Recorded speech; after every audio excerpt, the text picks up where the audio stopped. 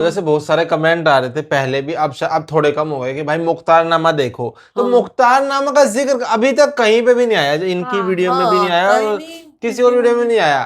تو ہم اس time line کو امیجن ہی نہیں کر پا رہے، وہ کربلا کے بعد کی کون سے سمے کی ہے، اس سے پہلے کی، وہ میں سمجھ نہیں آ رہا کہ جو حضرت مختار ہے ان کا مطلب ہسٹری میں مطلب کیا رول ہے. ایک دم سے ہم مختار نامہ دیکھنے جائیں تو ہم کو کیا سمجھ میں آئے گا نا، کہیں تو اسٹارٹنگ ہونی چاہیے. ہاں تو آپ لوگ تھوڑا ہی بتائیں، کیونکہ ان کو بتانا چاہیے تھا نا کہ وہ بھی دور ہوا تھا، یا ان کو ایک ڈیڈیکیٹڈ ویڈیو بنانی چاہیے حضرت مختار کے اوپر. راشدہ امیہ اور عباسی خلافت جو ہے نا، ٹھیک ہے، ان کے اوپر ویڈیو بنائی ہے. خلافت کیا ہوتا ہے؟ خلافت مطلب راج، ٹھیک ہے، راج ایک طریقے سے راج ہی کہے گا، ٹھیک ہے. تو ان کی ویڈیو ہے کہ کتنی خلافت ہوئی ہے، ٹھیک ہے، اس حساب سے تو ویڈیو سٹارٹ کرتے ہیں. دنیا میں مسلمانوں کی 4 بڑی خلافتیں رہی ہیں: خلافت راشدہ، امیہ خلافت، عباسی خلافت اور عثمانیہ خلافت. یہ نام آپ نے بچپن سے بار بار سنے، لیکن آخر یہ ساری خلافتیں آئی کہاں سے؟ اور موسٹ امپورٹنٹ، آخر ان ساری خلافتوں میں فرق کیا تھا؟ اس پوری ہسٹری کو سمپل ورڈز میں سمجھتے ہیں. آج سے 1400 سال پہلے رسول اللہ صلی اللہ علیہ وسلم نے خود صرف 10 سالوں کے اندر یہ سارا علاقہ فتح کر لیا تھا. آپ صلی اللہ علیہ وسلم کے بعد دنیا کی پہلی خلافت شروع ہوئی، خلافت راشدہ، جنہوں نے صرف 30 سال میں رومن اور پرشین امپائر کو کرش کر کے دنیا کا یہ سارا علاقہ بھی فتح کر لیا. پہلی بار مسلمان ایک چھوٹے سے مدینہ کے شہر سے دنیا کی سب سے بڑی سپر پاور بنے، اور مسلمانوں نے انڈیا سے یورپ کے سمندروں تک یہ سارا علاقہ فتح کر لیا. لیکن آپ صلی اللہ علیہ وسلم کے صرف 30 سال بعد خلافت راشدہ دنیا سے ختم کر دی گئی. خلافت راشدہ میں خلیفہ ہمیشہ مسلمانوں کے مشورے اور ووٹنگ سے خلیفہ بنتا تھا. مطلب مسلمان خود اپنی پسند سے خلیفہ کو چوز کرتے تھے. حضرت ابو بکر، عمر، عثمان اور علی رضی اللہ عنہ سب مسلمانوں کی مرضی سے ہی خلیفہ بنے تھے، جو ایک بہت ہی زبردست بات تھی. لیکن صرف 30 سال کے بعد یہ سسٹم دنیا سے ہمیشہ کے لیے ختم ہو گیا.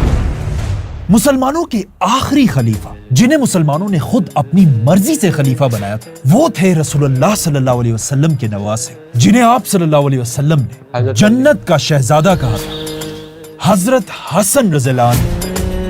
آپ صلی اللہ علیہ وسلم سے لے کر حضرت حسن رضی اللہ عنہ تک دنیا میں بالکل پیور خلافت تھی، جسے آج خلافت راشدہ کہا جاتا ہے. مطلب سیدھے راستے پر چلنے والی خلافت راشدہ. اور آپ صلی اللہ علیہ وسلم نے بھی مسلمانوں کو پہلے ہی بتا دیا تھا کہ میرے بعد خلافت صرف 30 سال تک رہے گی. تو لیٹس کاؤنٹ: 2 سال ابو بکر رضی اللہ عنہ کی خلافت، 10 سال حضرت عمر کی خلافت، 12 سال حضرت عثمان کی خلافت، 5.5 سال حضرت علی کی خلافت، اور 6 مہینے حضرت حسن رضی اللہ عنہ کی خلافت، جو بالکل ایگزیکٹلی 30 سال بنتے ہیں. اور پتہ ہے عجیب بات کیا ہے؟ حضرت حسن دنیا میں مسلمانوں کے وہ آخری خلیفہ تھے جنہیں مسلمانوں نے خود اپنا خلیفہ بنایا تھا. اور حضرت حسن کے بعد آج تک عرب دنیا میں کوئی بھی لیڈر مسلمانوں کی مرضی سے نہیں آیا. آج تک مسلمانوں کا ہر لیڈر صرف اپنی طاقت اور پاور کی وجہ سے مسلمانوں کا لیڈر بنا، اور عرب دنیا میں آج تک خاندان کی وجہ سے لیڈرز بنتے ہیں. جیسے ہی مسلمانوں نے حضرت حسن کو اپنا خلیفہ بنایا، اس وقت مسلمانوں کی آپس میں سول وار چل رہی تھی، اور جنگ صفین کے بعد اب مسلمانوں کی آپس میں ایک اور بہت بڑی جنگ کا خطرہ تھا. حضرت حسن نہیں چاہتے تھے کہ مسلمان دوبارہ اسی طرح آپس میں لڑیں، اور مسلمانوں کو آپس میں لڑنے سے روکنے کے لیے حضرت حسن نے اپنی خلافت چھوڑ دی، اور یہاں سے دنیا میں ایک نئی خلافت بنی، امیہ خلافت. حضرت حسن کے بعد دنیا میں جو بھی خلافت آئی، امیہ، عباسی، عثمانیہ، ان سب کو اکارڈنگ ٹو شاہ ولی اللہ خلافت عامہ کہا جاتا ہے. مطلب عام خلافت، ایک جنرل خلافت جو مسلمانوں کے عام لیڈرز تھے. حضرت حسن کے بعد دنیا میں تقریباً کوئی 120 خلیفہ رہے ہیں، जिनमें कुछ बहुत जबरदस्त खलीफा थे, जैसे कि उमर बिन अब्दुल अजीज, जिनकी आज तक पूरी दुनिया के मुसलमान तारीफ करते An हैं। important figure in Islamic history is Umar ibn Abdul Aziz, who is from Khulafa al-Rashidin, even though he's disconnected by time. और कुछ बहुत ही बेकार खलीफा थे, जैसे कि यजीद, जिससे आज तक पूरी दुनिया के मुसलमान नफरत करते हैं। ये मानते क्यों है खलीफा? जालिम हुक्मरान और बादशाह डिक्लेयर करते हैं। खैर, हजरत हसन के बाद दुनिया में एक नई खिलाफत बनी, उमैया खिलाफत, और अगले ऑलमोस्ट 100 साल तक उमैया खिलाफत ही मुसलमानों पर हुकूमत करती रही। उमैया खिलाफत में कुछ चीजें बहुत अच्छी हुई और कुछ चीजें बहुत बुरी। अच्छी चीज ये थी कि खिलाफत का साइज और भी ज्यादा बढ़ने लगा, यहां तक कि मुसलमान पहली बार यूरोप के अंदर घुसे और स्पेन को फतह कर लिया। और दूसरी तरफ मुसलमानों ने हिंदुस्तान के इलाके सिंध को भी फतह किया। और इस पूरे दौर में कोई भी दूसरी एम्पायर मुसलमानों के सामने अपना सर नहीं उठा सका। उमैया खिलाफत के सबसे बेस्ट खलीफा को आज दुनिया का हर मुसलमान जानता है, और उनका नाम था खलीफा उमर बिन अब्दुल अजीज। लेकिन उमैया खिलाफत के तकरीबन 100 सालों में कुछ बुरी चीजें भी हुई। सबसे बुरा वाकया जो इस खिलाफत में हुआ वो था ऑफ कोर्स करबला, जिसमें आप सल्लल्लाहु अलैहि वसल्लम की फैमिली अहले बैत को बेरहमी से शहीद कर दिया था। और आगे जाकर उमैया खिलाफत के टूटने की सबसे बड़ी वजहों में से एक यही करबला का वाकया था, क्योंकि इसी वाकये की वजह से मुसलमान कभी भी बनु उमैया को माफ नहीं कर सके। दूसरी बुरी चीज उमैया खिलाफत में यह थी कि इससे पहले खिलाफत राशिदा में मुसलमानों का खलीफा हमेशा मुसलमानों की मर्जी से आता था और मुसलमान खुद अपना खलीफा चूज करते थे। लेकिन उमैया खिलाफत में यह निजाम बदल दिया। उमैया खिलाफत में सिर्फ एक ही खानदान के लोग खलीफा बन सकते थे। अगर कोई और मुसलमान जितना भी नेक और टैलेंटेड हो, वो खलीफा नहीं बन सकता। खलीफा सिर्फ बनु उमैया खानदान से ही बन सकता था। और तीसरी बुरी बात यह थी कि उमैया खिलाफत एक बहुत ही अरबों की खिलाफत थी। मतलब इतनी बड़ी खिलाफत होने के बाद भी जहां दुनिया की बहुत सारी कौमें रहती थी, उमैया खिलाफत सिर्फ अरबों को ही इंपॉर्टेंस देती थी। अरबों के पास ही सारी बड़ी जॉब्स थी, अरब ही फौज के जनरल्स थे। और इवन बनु उमैया के शहजादों के बारे में यहां तक लिखा गया कि वो किसी भी शहर में आम लोगों के साथ नहीं, बल्कि अपने अलग बड़े बड़े महलों में रहते थे, जिस तरह आज सऊदी और यूएई के शहजादे होते हैं। जिसकी वजह से ऑफ कोर्स यहाँ रहने वाली बाकी कौमें बनु उमैया को ज्यादा पसंद नहीं करते थे। और आहिस्ता आहिस्ता जैसे जैसे वक्त गुजरता गया, इन्हीं चीजों की वजह से बनु उमैया कमजोर होने लगी। और उमैया खिलाफत का सबसे बुरा खलीफा था ऑफ कोर्स यजीद। बनु उमैया खानदान में एक ऐसा खलीफा आया था जिसने इस खिलाफत को ठीक करने की बहुत कोशिश की थी, और इस खिलाफत में रहने वाले बाकी कौमों को भी राइट्स दिए थे, और उनका नाम था खलीफा उमर बिन अब्दुल अजीज। लेकिन सिर्फ 2-2.5 साल की छोटी सी खिलाफत के बाद खलीफा उमर बिन अब्दुल अजीज इस दुनिया से चले गए। और कुछ स्कॉलर्स तो यहां तक कहते हैं कि उन्हें उन्हीं के खानदान वालों ने जहर देकर शहीद किया, क्योंकि उमर बिन अब्दुल अजीज सिर्फ 39 साल की एज में फौत हुए थे। आखिर इन्हीं सारी चीजों की वजह से आहिस्ता आहिस्ता लोग बनु उमैया खिलाफत के खिलाफ होने लगे। मैं इन बादशाहों को नहीं मानूंगा। और ऑलमोस्ट 100 साल के बाद एक दूसरे खानदान ने बनु उमैया खानदान के खिलाफ हर तरफ बगावत करना शुरू किया, और इस खानदान का नाम था अब्बासी खानदान। अब्बासी खानदान तेजी से आगे बढ़ रहा था और आखिर एक बहुत बड़ी जंग हुई। अब्बासी खानदान ने उमैया खलीफा को बुरी तरह हरा दिया।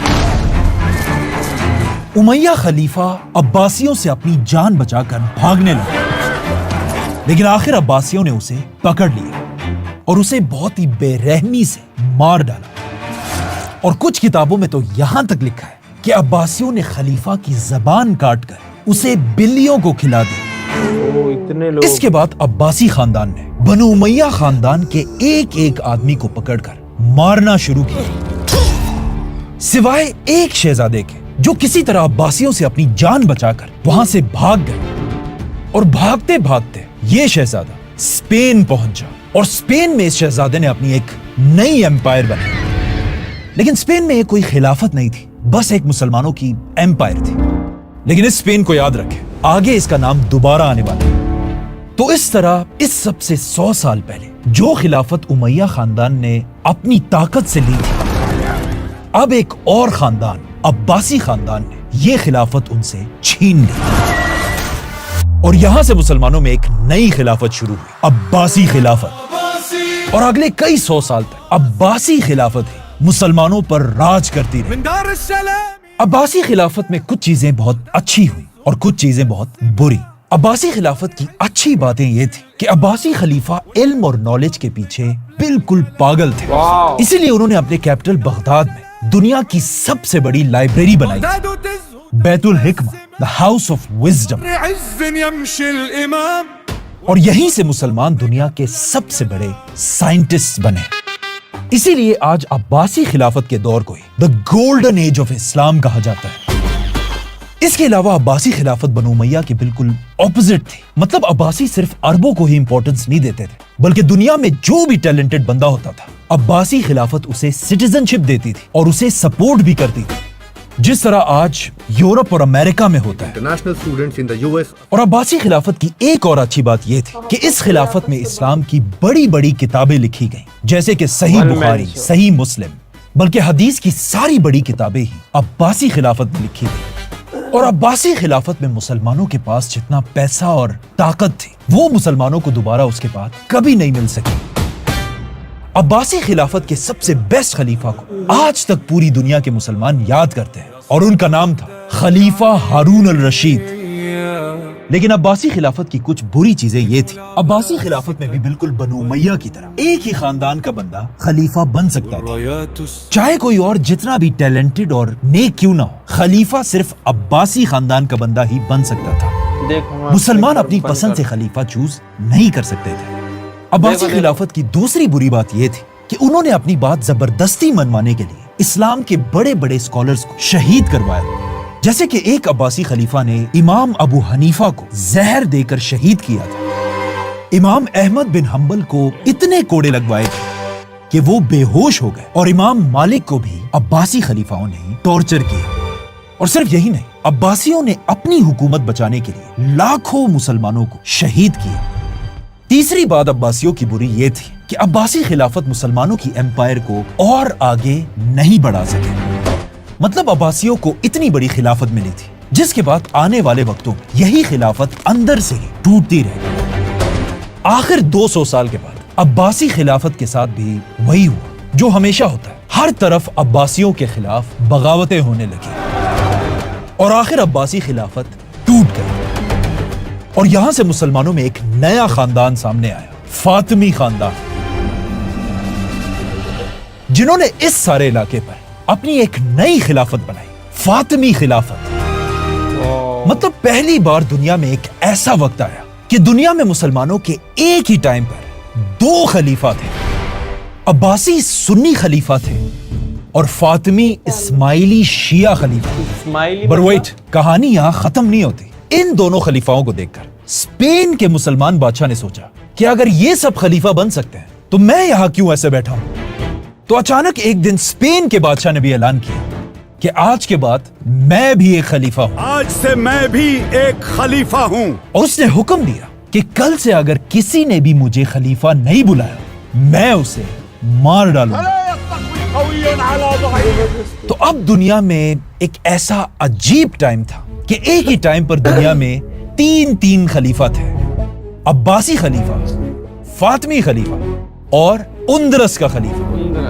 लेकिन स्पेन का खलीफा बहुत ही छोटा सा खलीफा था और उसके पास इतनी ताकत नहीं थी कि वो एक बड़ा खलीफा बन सके। इसीलिए कुछ ही अरसे बाद स्पेन की खिलाफत खत्म हो गई, जिसके बाद दुनिया में 2 खलीफा बाकी रहे, फातिमी और अब्बासी खलीफा। और इन दोनों की आपस में बहुत खतरनाक रेस चल रही होती थी और हर तरफ बहसें होती थी कि इन 2 खलीफा में से कौन सा खलीफा बाकी रहेगा।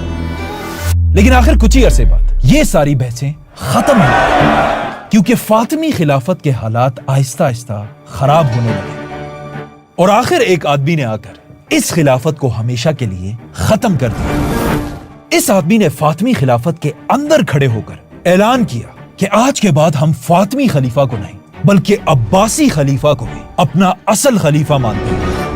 और इस आदमी को आज हम सब बहुत अच्छी तरह जानते हैं क्योंकि इसका नाम था सुल्तान सलाहुद्दीन अय्यूबी। तो अब सलाहुद्दीन की वजह से अगेन दुनिया में एक ही खलीफा बाकी रहा, अब्बासी खलीफा। लेकिन अब यहाँ वो पुराने हालात नहीं थे और अब्बासी खिलाफत वो ग्रेट खिलाफत नहीं थी, बल्कि अब्बासी खिलाफत अब बहुत छोटे छोटे टुकड़ों में टूट चुकी थी। मतलब खलीफा सिर्फ बगदाद में बैठा हुआ होता था और उसके पास ज्यादा कोई ताकत नहीं थी। तो अब जब मुसलमानों का कोई भी ताकतवर स्ट्रॉन्ग खलीफा नहीं था, इस बात का फायदा खिलाफत से बहुत दूर मंगोलिया के एक आदमी ने उठाया, जो अब मुसलमानों के साथ वो करने वाला था जिसका अब तक मुसलमानों ने तारीख में सोचा भी नहीं था। क्योंकि इस आदमी का नाम था तैमूजिन और या चंगेज खान। चंगेज खान ने बहुत तेजी से एक के बाद एक मुसलमान इलाके को तबाह करना शुरू किया और आखिर इसी चंगेज खान का पोता हलाकू खान मुसलमानों को क्रश करते करते अब्बासी खिलाफत के कैपिटल बगदाद पहुंचा और बगदाद को चारों तरफ से घेर लिया। और इस बात का तो आप सल्लल्लाहु अलैहि वसल्लम ने मुसलमानों को पहले ही बता दिया था कि कयामत तब तक नहीं आएगी जब तक मुसलमान छोटी आंखों वाले तुर्कों से नहीं लड़ते, जिनके चेहरे चमड़े की तरह फ्लैट होंगे और जूते बालों से बने होंगे। और आज आप सल्लल्लाहु अलैहि वसल्लम की हदीस सच साबित हो गई थी, क्योंकि मंगोलों की फौज बगदाद की गेट के बाहर खड़ी थी और शहर के अंदर अब्बासी खिलाफत का आखिरी खलीफा बैठा हुआ था, खलीफा अल मोतसिम। हलाकू खान ने खलीफा की तरफ एक बहुत ही बेइज्जती वाला लेटर भेजा, जिसमें कुछ इस तरह लिखा था कि ओ खलीफा, अच्छे बच्चे बनो और मेरे सामने सरेंडर कर दो, वरना मैं तुम्हारे पूरे शहर को आग लगा दूंगा। लेकिन ऑफ कोर्स खलीफा ने सरेंडर नहीं किया। मैं किसी भी हाल में सरेंडर नहीं करूंगा। जिसके बाद मंगोलों की फौज बगदाद के अंदर घुसी और बगदाद की एक एक चीज को आग लगाने लगी। लाखों मुसलमानों को शहीद किया और बगदाद की हर किताब बगदाद के दरिया में फेंक दी। लेकिन हलाकू खान यहां रुका नहीं, बल्कि उसकी फौज अब्बासी खलीफा को घसीटकर हलाकू खान के सामने लाई और फिर इस आखिरी खलीफा को एक कारपेट के अंदर रोल करके खलीफा के ऊपर से घोड़े दौड़ाए और इस तरह आखिरी अब्बासी खलीफा को शहीद कर दिया गया। यहां एक पॉइंट नोट करना लाजमी है, ये वाला खलीफा अल मोतसिम मुसलमानों का पहला और आखिरी खलीफा था जिसे एक नॉन मुस्लिम बादशाह ने शहीद किया था। और इस तरह आखिर 500 साल के बाद अब्बासी खिलाफत खत्म हुई। अब सोचें, इससे कुछ साल पहले दुनिया में एक ही टाइम पर 3 खलीफा थे और अब हालात ऐसे थे कि पूरी दुनिया में कोई भी खलीफा नहीं था। लेकिन वेट, यहां कहानी खत्म नहीं होती, क्योंकि जब हलाकू खान बगदाद को तबाह कर रहा था, अब्बासी खानदान का एक शहजादा किसी तरह अपनी जान बचाकर भाग गया और फिर अरब के गर्म डेजर्ट में चल चल कर किसी तरह इजिप्ट पहुंचा, जहां इजिप्ट के लोगों ने खिलाफत खत्म होने के 6 साल बाद इस आदमी को मुसलमानों का नया खलीफा बनाया और इस तरह एक बार फिर अब्बासी खिलाफत शुरू हुई। लेकिन ये वो पुरानी खिलाफत नहीं थी, ये खलीफा बस एक आम आदमी था जिसे खलीफा का टाइटल दिया गया था और एक घर और कुछ नौकर दिए गए थे। इसके अलावा इस खलीफा के पास कोई भी ताकत नहीं थी। जो ममलूक बादशाह कहता था खलीफा को वही करना होता था।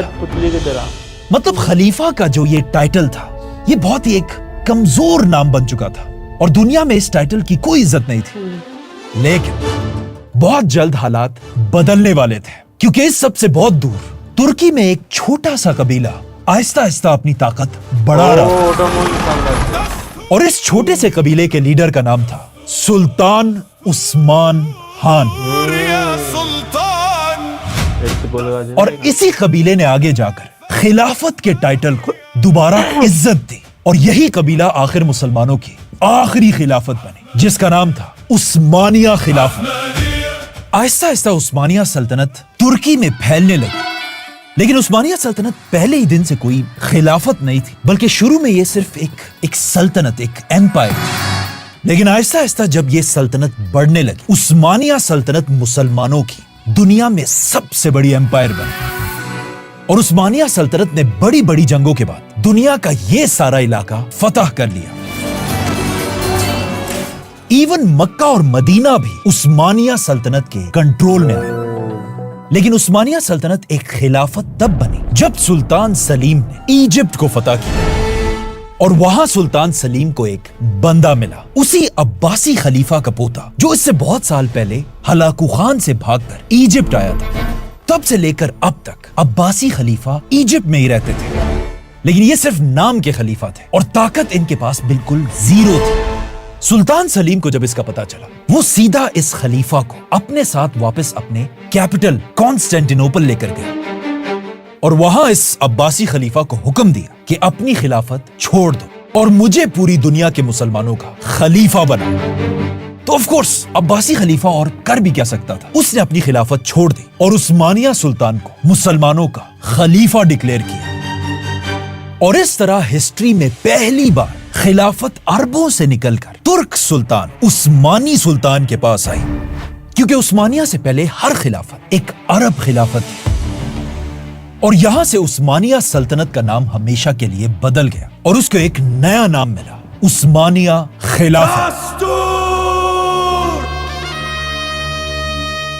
अब अगर थोड़ा गौर से देखा जाए, मुसलमानों को इस बात से कोई मसला नहीं था कि खिलाफत अरबों को मिले या तुर्कों को, खलीफा बस मुसलमान होना चाहिए। लेकिन आगे जाकर कुछ लोगों ने अरबों के दिल में ये रेसिज्म डाला कि खलीफा सिर्फ और सिर्फ एक अरब ही हो सकता है, जिसे हम आगे डिस्कस करेंगे। खैर, उस्मानिया सल्तनत अब एक खिलाफत बन चुकी थी और इस खिलाफत में भी बाकियों की तरह कुछ अच्छी चीजें थी और कुछ बहुत बुरी चीजें। उस्मानिया खिलाफत की सबसे अच्छी बात यह थी कि खलीफा का ये टाइटल हलाकू खान की तबाही के बाद सिर्फ एक टाइटल था जिसकी दुनिया में कोई वैल्यू नहीं थी और खलीफा के पास कोई पावर नहीं होती थी। लेकिन उस्मानिया ने आकर दोबारा इस खिलाफत के नाम को इज्जत दी। मतलब उस्मानिया खलीफा ही पूरी दुनिया का सबसे ताकतवर आदमी होता था। उस्मानिया खिलाफत की दूसरी अच्छी बात यह थी कि इनसे पहले कोई भी खिलाफत यूरोप के सेंटर तक नहीं पहुंची, लेकिन उस्मानिया खिलाफत मुसलमानों से ज्यादा यूरोप के इलाके फतह करती थी और उन्होंने पहली बार यूरोप के ये सारे इलाके भी फतह किए थे। और आखिर सबसे बड़ी बात उस्मानिया खिलाफत की ये थी कि आखिरी वक्त में बहुत कमजोर होने के बाद भी उन्होंने फलस्तीन को आखिरी टाइम तक सरेंडर नहीं किया। उस्मानिया सल्तनत का सबसे बड़ा और ताकतवर बादशाह था सुल्तान सुलेमान, जिसे आज तक यूरोप में सुलेमान द मैग्निफिसेंट कहा जाता है। लेकिन उस्मानिया में एक और खलीफा भी बहुत बहादुर आदमी था जिसका नाम मेंशन करना लाजमी था। उस्मानिया का आखिरी बड़ा सुल्तान सुल्तान अब्दुल हमीद। लेकिन उस्मानिया खिलाफत में ऑफ कोर्स बुरी चीजें भी थी। पहली बुरी बात यह थी कि उस्मानिया खिलाफत ने एक अजीब सा कानून बनाया था कि जो भी उस्मानी शहजादा खलीफा बनेगा वो बादशाह बनते ही अपने सारे भाइयों को और उनके छोटे छोटे बेटों को मार डालेगा, चाहे उन भाइयों ने कोई गलती या बगावत की भी ना। इस कानून की वजह से एक उस्मानिया खलीफा ने अपने 19 भाइयों को और उनके छोटे छोटे बच्चों को मार डाला था। उस्मानिया खिलाफत की दूसरी बुरी बात यह थी कि इस खिलाफत के पहले और आखिरी खलीफा तो बहुत ताकतवर खलीफा थे, लेकिन बीच के कुछ खलीफा बहुत ही कमजोर लोग थे। कुछ शराबी थे, कुछ वुमनाइजर्स थे और कुछ तो बिल्कुल पागल ही थे। ये बीच के कुछ खलीफा सिर्फ अपनी अयाशियों में रहते थे और सारी खिलाफत इनकी बीवियां या माएं चलाती थी। इसीलिए एक पावरफुल खलीफा ना होने की वजह से उस्मानिया खिलाफत को बहुत नुकसान हुआ। और आखिर में सबसे बुरा काम जो उस्मानिया खिलाफत ने किया था वो इतना बुरा काम था कि आज तक मुसलमान उसकी वजह से दुनिया से पीछे रह गए। और वो ये था कि उस्मानिया खिलाफत ने प्रिंटिंग प्रेस को हराम कहा था।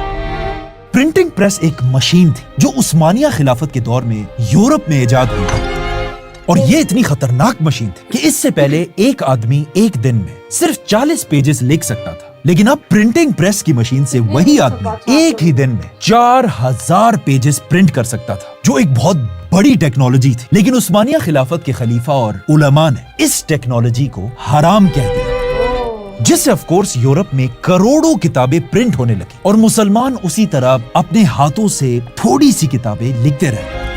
तो ऑफ कोर्स यूरोप साइंस और टेक्नोलॉजी में आगे निकल गया और मुसलमान पीछे रह गए। उस्मानिया खिलाफत को आखिर 300 साल के बाद होश आया कि प्रिंटिंग प्रेस कोई हराम चीज है, बल्कि एक बहुत इंपॉर्टेंट मशीन है। लेकिन अफसोस उस वक्त तक बहुत देर हो चुकी थी। यूरोप मुसलमानों से साइंस में 300 साल आगे निकल चुका था और इसी की वजह से आज तक मुसलमान यूरोप का मुकाबला नहीं कर पा रहे। अगेन ये बात याद रखें कि दुनिया में एक ही खिलाफत बिल्कुल प्योर खिलाफत थी और वो थी खिलाफत राशिदा। उसके बाद हर खिलाफत में कुछ अच्छे काम भी हुए और कुछ बहुत बुरे काम हुए। खैर, अब्बासी खिलाफत के बाद अब उस्मानिया मुसलमानों के खलीफा थे और ये उस्मानिया खिलाफत अगले 400 साल तक मुसलमानों की अकेली एक ही खिलाफत रही। लेकिन 400 साल के बाद अब खिलाफत पर उसका आखिरी दौर आने वाला है, क्योंकि 400 साल के बाद दुनिया की सबसे बड़ी जंग के शुरू होने का वक्त आ चुका है, वर्ल्ड वॉर 1।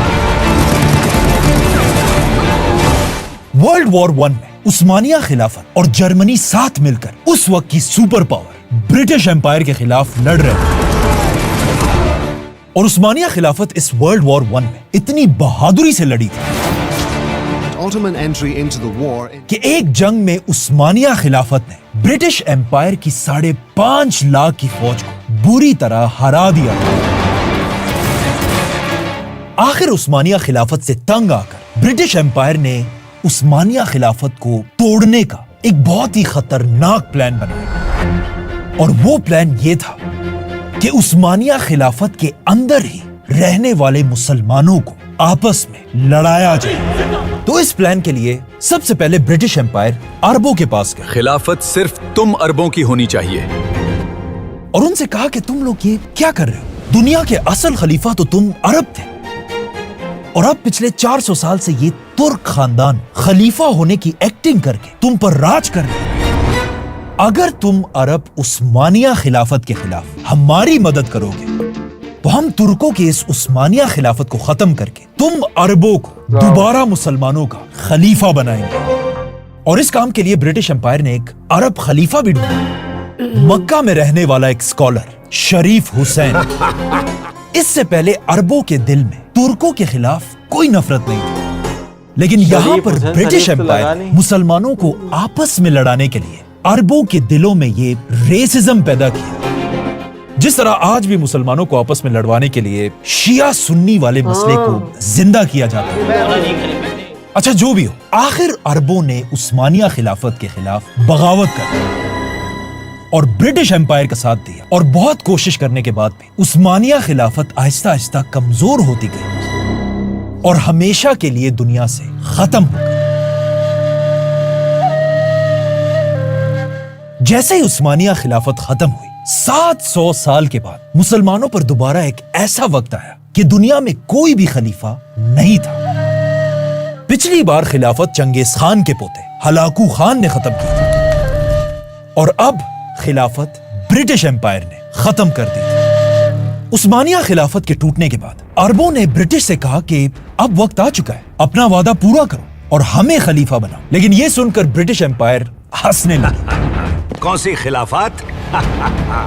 किस चीज की खिलाफत? यहाँ पर अरबों को समझ आए कि उनके साथ एक बहुत बड़ा प्रैंक हुआ है और उन्हें समझ आई कि असल में ब्रिटिश एम्पायर खिलाफत के नाम को ही हमेशा के लिए दुनिया से खत्म करना चाहती है, ताकि दोबारा कोई भी लीडर दुनिया के मुसलमानों को यूनाइट ना कर सके और मुसलमान हमेशा के लिए आपस में डिवाइडेड रहे।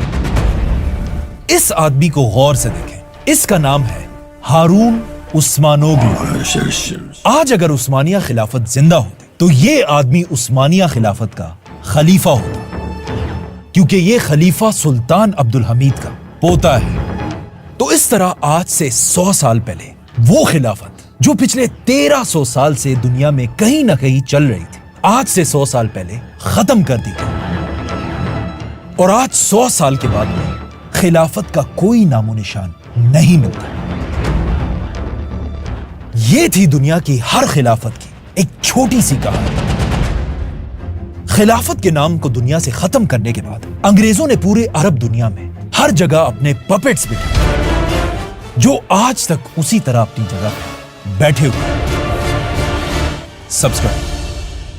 कितनी खिलाफतें हुई है देखा, और फिर वो उनका क्या हुआ फिर वो भी देखा है। ये जैसे स्टार्टिंग कह रहे हैं ना 1400 साल पहले से, ठीक है, और फिर 300 साल तक उन प्रिंटिंग प्रेस का नहीं था, 800 साल पहले साइंस का इस्लाम में इतना वो है, तो ये इतने बड़े बड़े नंबर है, 800 साल 300 साल 1400 साल, तो उसमें जो हम इस टाइम लाइन में एग्जिस्ट कर रहे हैं ना, ये कुछ भी नहीं है। ये जो हमारा है ना, हम सोचते कि हम इतने बड़े, हम वो है या हमारा इतना महत्व है, इसमें कुछ नहीं है भाई।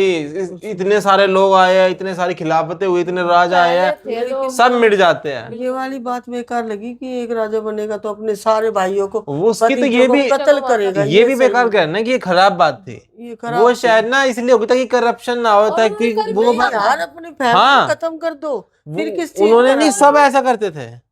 अगर फैमिली में से एक, जनसंख्या कैसे बढ़ेगी वो सब? अगर फैमिली में से एक बन गया, पूरा जो है समाज को खत्म नहीं करना है, पूरे भाइयों अपनी ने काट फैमिली की दिया। बात कर रहे हैं, जो राजा बनेगा। तो खत्म हो जाएगा हाँ, ना। तो ऐसे बहुत सारे कमेंट आ रहे थे पहले भी, अब थोड़े कम हो गए कि भाई मुख्तारनामा देखो, तो मुख्तारनामा का जिक्र अभी तक कहीं पे भी नहीं आया, इनकी वीडियो में भी नहीं आया और किसी और वीडियो में नहीं आया।